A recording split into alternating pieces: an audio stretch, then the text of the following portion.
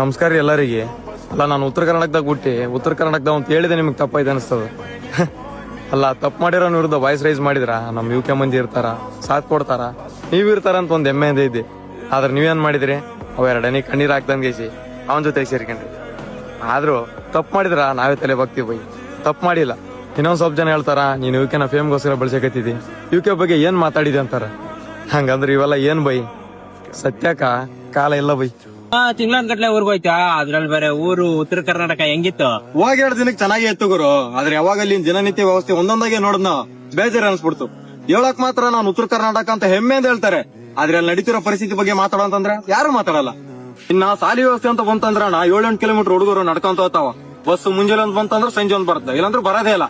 ಅದು ಈಗ್ಲೇಸಿಂದಲ್ಲ, ನಾವು ಸಣ್ಣ ಇರೋದ್ಲೇಸಿಂದ್ರೆ ಹಿಂಗೆ ಆದ, ಚೇಂಜ್ ಆಗಿಲ್ಲ. ಇನ್ನ ಅಲ್ಲಿನ ವಯಸ್ಸಿನ ಹುಡುಗರ ಬಗ್ಗೆ ಹೇಳ್ಬೇಕಂತಂದ್ರ ತನ್ನ ತಂದೆ ತಾಯಿ ಸಾಕ ಸಲುವಾಗಿ ಊರ್ ಬಿಟ್ಟು ಊರಿಗೆ ದುಡಕ್ ಬರ್ತಾವ, ವಿದ್ಯಾಭ್ಯಾಸ ಅನ್ನೋದೇ ಮರ್ತ್ ಬಿಡ್ತಾವ.